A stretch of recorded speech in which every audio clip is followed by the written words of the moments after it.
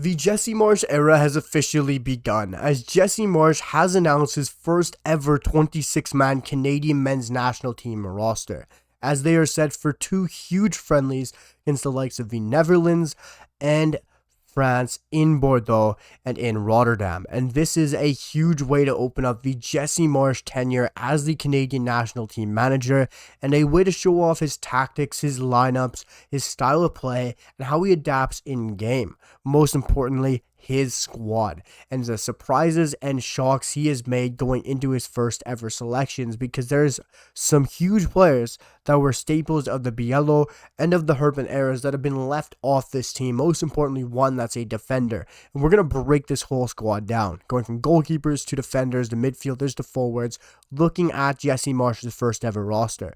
Before we do, drop down in the comments and let me know your guys' thoughts on Jesse Marsch's first ever team. Was it the squad you were hoping for?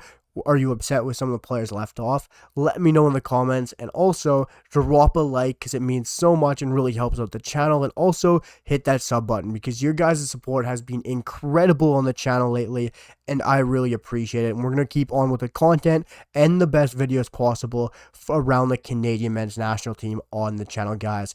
And we're going to jump straight into the roster and look at the goalkeepers that Jesse Marsch has brought along for his first ever journey.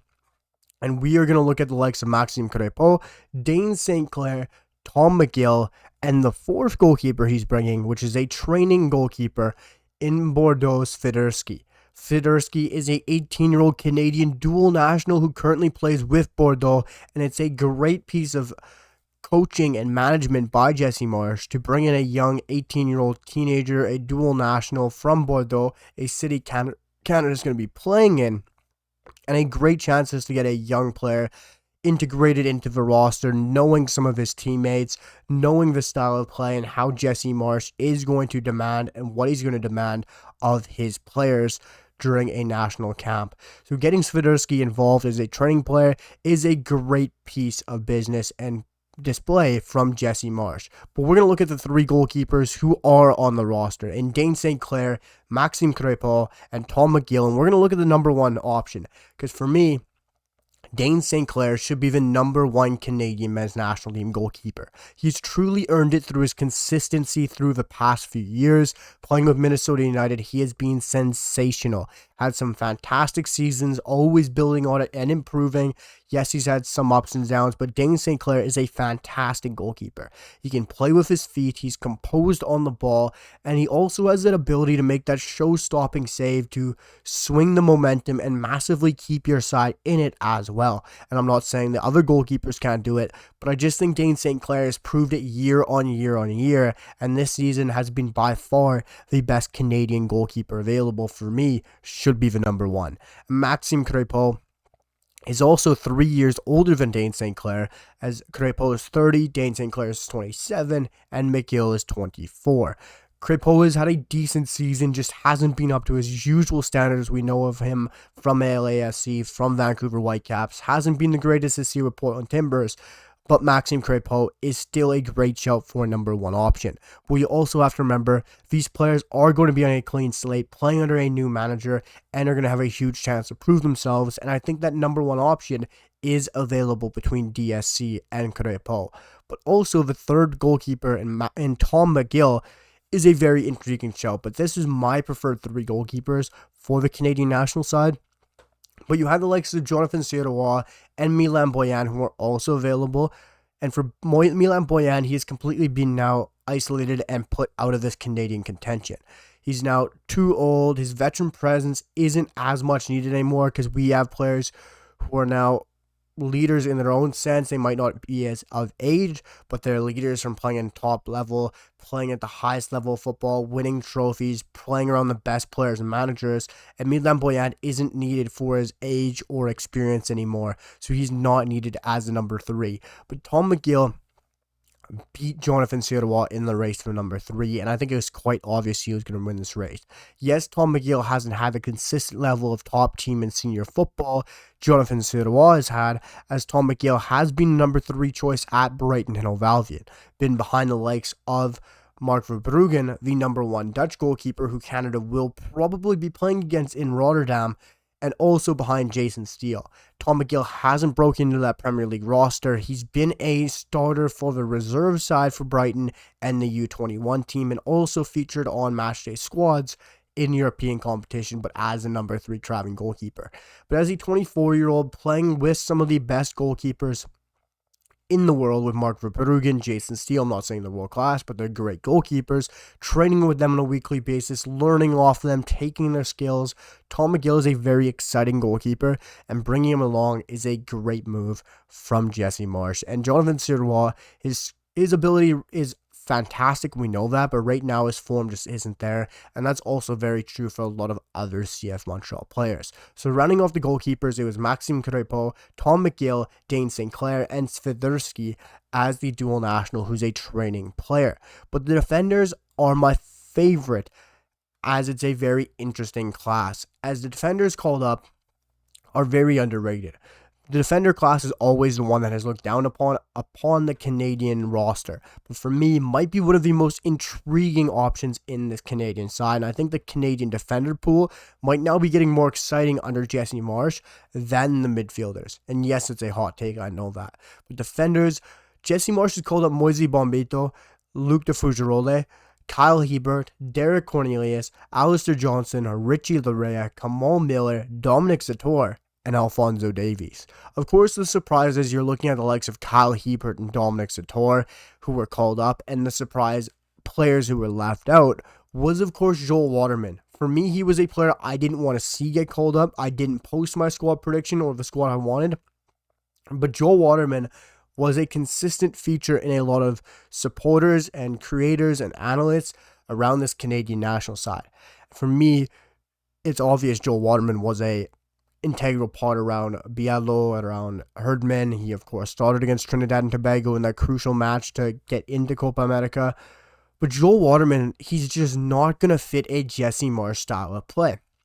He's not quick enough. Yes, he's good, decent on the ball, but he's not fast enough. I don't think he has that top level ability. And I think we have some better options all around than Joel Waterman. I think he's definitely behind all of these options, and I don't think you can really make that argument against any of the center backs that were called up ahead of him. And yes, he's been an integral part. He's been around the squad. But for all these players, it's a clean slate, and they're going to have to prove themselves. And Joel Waterman's form hasn't been proving himself. But the surprises that we're at in Kyle Hebert and Dominic Zator are very interesting. You can, of course, look at Kyle Hebert and say, yes, it's a surprise to some extent because he hasn't been on the roster under Biello for some time. He hasn't been there under Herdman for some time. But he was initially called up by Herdman, and we haven't seen him for a while. But you could expect a Kyle Hebert call up because Jesse Marsch, ever since he was hired, whether it's interviews, whether it's podcasts, has been talking about Kyle Hebert's quality and his ability he possesses. And of course, we talk about the lack of depth at left back. Well, we have Richie Larea, Alphonso Davies, Sam Adekubi, but Kyle Hebert has been playing there for St. Louis now, so he can play at left back and center back if needed in a back four. That's also another reason why I think we'll be playing a back four, because he's bringing on Kyle Hebert, because he's bringing on Dominic Zator. Great options at center back, but also extremely versatile at right and left back. So it's just a signal that I think we're going to be playing a back four. But Kyle Hebert wasn't really a shock, but for me, Dominic Zator was a huge shock, but a extremely welcome shock for me. I think Dominic Zator is an excellent footballer. He is a consistent footballer. He is a 7 out of 10 footballer, and he is always going to go out there and get the job done. And I think he's one of those players that, even if we're down, he is going to put everything out there for the badge and play like he is a supporter and give everything for the badge. I absolutely love what Dominic Zator has done in Poland, playing great for Korona Kielce, and he gives me absolute vibes of the Rasmus Christensen. At Leeds United under Jesse Marsch, he signed Rasmus Christensen, a tall, physical, and strong right back. And Dominic Zator, of course, you can't sign or transfer right backs or footballers at the national team level. Dominic Zator gives me Rasmus Christensen vibes. And when we don't have Steven Vittoria now, we're going to lack a lot of height, physicality, and aerial presence, and Dominic Zator, who can play right back, who can play center back, is going to bring that physical level, who's going to bring that aerial threat, who's going to be a strong player on the ball as well. and fantastic in a tackle. I'm not saying Zator is going to start for this Canadian team, don't get me wrong, but he's a fantastic option now who has played at all levels of Canadian football, and I think has a head to be a great leader in this locker room as well. So I think Dominic Zator is a fantastic call-up, and you also have to look at this back line. People talk about our lack of depth at center back and how we're not great at center back, but beg your pardon, look at our depth now. Derek Cornelius has been fantastic at Malmo and is a great left-footed center back. Moise Bombito is one of the fastest footballers around and plays at center back. And he is going to be a great right-sided option, and pairing him with Derek Cornelius is going to be extremely exciting.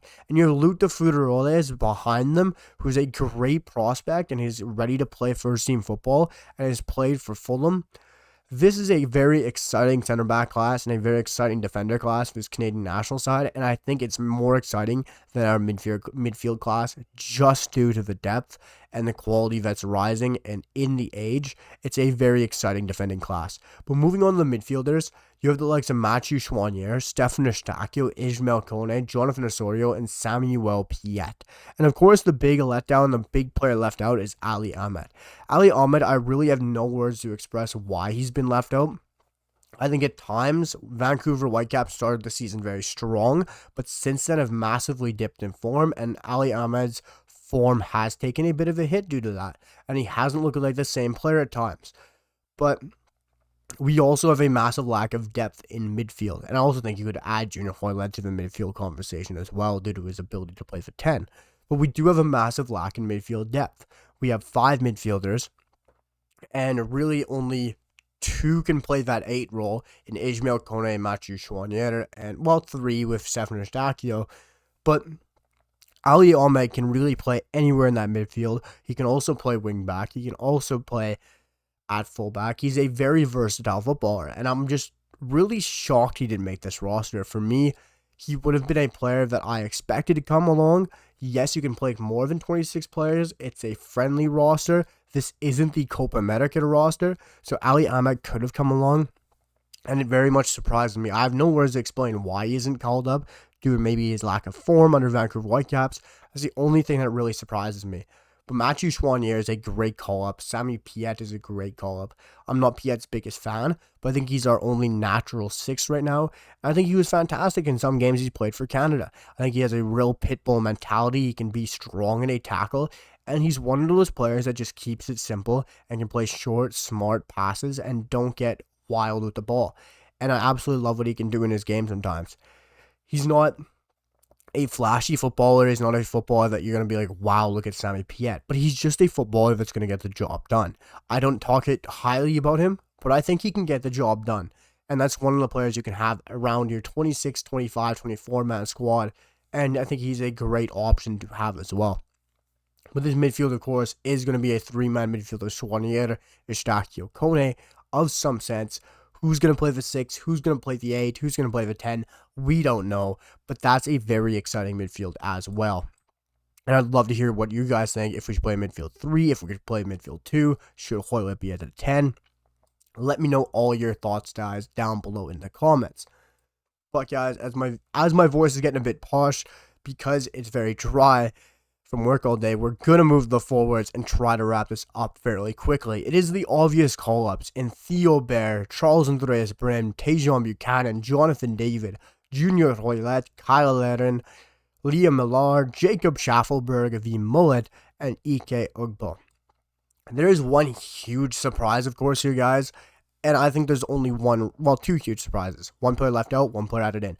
For me, there's one simple explanation, and it's due to the fact we're playing in Rotterdam. Charles Andreas Brem has been added to the squad. You can look at how he's been a staple of a lot of squads, whether it was Herdman's squad, whether it's Bieldo's squad. Charles Andreas Brem seemed to be there along the journey, and for me, I absolutely love Charles Andreas Brem. You can question why he hasn't been great for the national team, but it's due to the fact he hasn't been put in the best of circumstances sometimes when playing for the national team, and has played with our B team in a lot of matches. But for me, Charles Andreas Brem might be there due to Marsh wanting to see what he's about, seeing if he fits his system, but also, like he did with Swiderski, I think he's there because we're playing in Rotterdam. That's exactly what I thought of once I saw him on the announcement. He plays for Sparta Rotterdam. We're playing the Netherlands. We're playing in Rotterdam. It's a simple, easy way for Marsh to see what he's about and get the chance to see if he fits his style of play. He's playing with a great squad in Sparta Rotterdam, albeit he's not getting consistent starting minutes. He's a great option who is playing consistently and getting minutes off the bench. And I think the only reason he's with the squad is for Marsh to see what he's about, if he fits his tactics, and because we're playing in Rotterdam. I think it's as simple as that, and I think you don't have to look that deep into that. I think it's a great way to see what he's about, and it's a great way to look at Swiderski in Bordeaux, as well as a great way to look at Brim in Rotterdam. I'd love to see if you guys have that same spin on it. But the other players, guys, I think it's very simple. Those call-ups absolutely talk for themselves, whether it's form, whether it's the players, whether it's just their pure ability. Those players speak for themselves. And you look at them, they're all from Europe outside of Jacob Schaffelberg. That shows how good Schaffelberg has been this season. His ability has been fantastic. His pace, his goal-scoring ability, his composure, his electric pace on the ball, his dribbling. Jacob Schaffelberg can simply win you games off the bench, and whether it's starting, we saw it against Trinidad and Tobago, scoring that phenomenal goal, hitting the post. Jacob Schaffelberg is an electric footballer, and I think he's going to do great things under Jesse Marsch. Of course, big misses is Jason Russell-Rowe, who's been getting consistent minutes off the bench for the likes of Crew in the MLS, and I think was a shock, but I think that's due to Charles Andreas Brim being in Rotterdam. I'd love to hear what you guys have to say about that. If you're still watching 17 minutes into the video, which you are, I really appreciate it, and let me know if you have been. But also, Tani Oluwasi from Minnesota United, a teammate at DSC, and a guy who's been absolutely killing it. A dual national between Nigeria and Canada. Tani, I think, is a huge miss, but I think he might get a shout in the window after Copa America, because I think there's a great chance for Marsh to look at the squad he's probably going to bring to Copa America, but I unfortunately am not as happy that he didn't bring more of a squad. I'll make a second video, or a few videos, looking at the roster, looking at players who missed out, my surprises, doing it more in depth, but Tani's a huge miss, and I think it's going to be a huge miss if we don't get him capped out. And I think there's going to be some conversation there between Dane St. Clair, between Jesse Marsch and Tani Oluwasi, since they're all on the same team, and figuring out how they can get it done. And I think after the Copa America is the perfect situation for Tani Oluwasi. Of course, the huge misses are the likes of Tani Oluwasi, Jason Russell-Rowe, Ali Ahmed, and Joel Waterman, and potentially Jonathan Sirois if you look at it. And the shock additions, Dominic Sator, Kyle Hebert, Charles Andreas Brim, and possibly Junior Hoylett. Let me know your guys' thoughts down below. Make sure to drop a comment, hit that like button, and smash that sub button, and drop a like. And we'll see you guys for the next one. Peace.